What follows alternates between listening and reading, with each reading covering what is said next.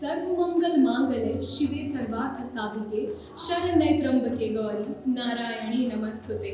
शक्ति की अधिष्ठात्री मां दुर्गा के उपासना का महानुष्ठान शुरू हो गया है। 22 मार्च यानी कि आज से चैत्र नवरात्र की शुरुआत हो गई है। आपको बता दें कि इस बार के चैत्र नवरात्र में मां दुर्गा नाव की सवारी पर पृथ्वी में पधारी है, जो कि अत्यंत शुभ माना जाता है। वहीं उनके जाने की सवारी डोली रहेगी। नवरात्रि नवरात्रि दो शब्दों से मिलकर बना है, नव और रात्रि यानी कि 9 रातें। इन 9 दिनों में मां दुर्गा के 9 स्वरूपों की पूजा अर्चना की जाती है। आपको बता दें कि मां दुर्गा के 9 रूपों की अलग मायने और अलग शक्तियां हैं।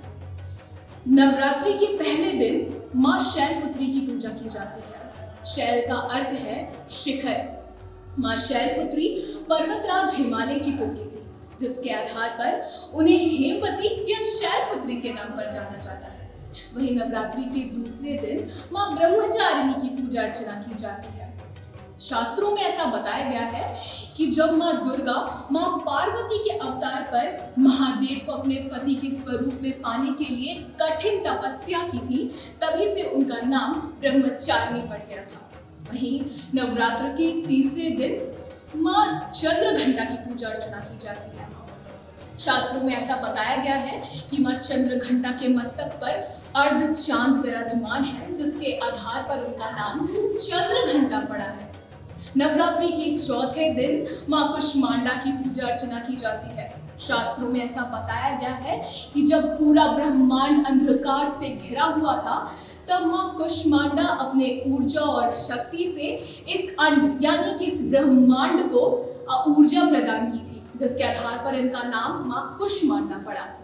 नवरात्रि के 5वें दिन मां स्कंद माता की पूजा अर्चना की जाती है। जब मां पार्वती स्कंद यानी कि कार्तिकेय को जन्म दी थी, तब उनका नाम माता स्कंद माता पड़ा।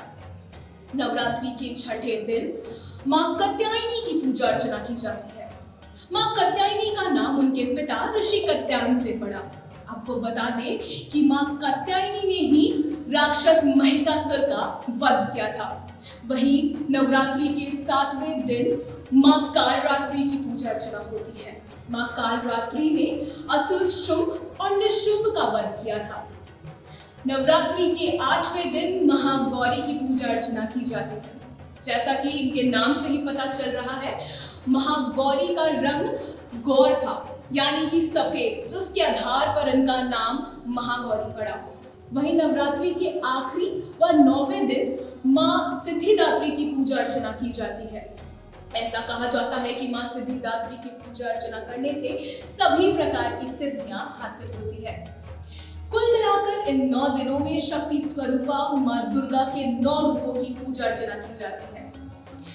चैत्र नवरात्र के आगमन से ही पूरा माहौल भक्तिमय हो गया है। हर ओर महिषासुर मर्दिनी और मां दुर्गा के गीतों की ध्वनि गूंज उठी है। अब हर दिन मां दुर्गा की पूजा आराधना के लिए श्रद्धालु अपने सामर्थ्य के हिसाब से उनकी पूजा आराधना करेंगे। इसी के साथ मैं आप सभी दर्शकों को सिटी न्यूज की पूरी टीम की ओर से चैत्र नवरात्रि की ढेर सारी शुभकामनाएं देती हूँ।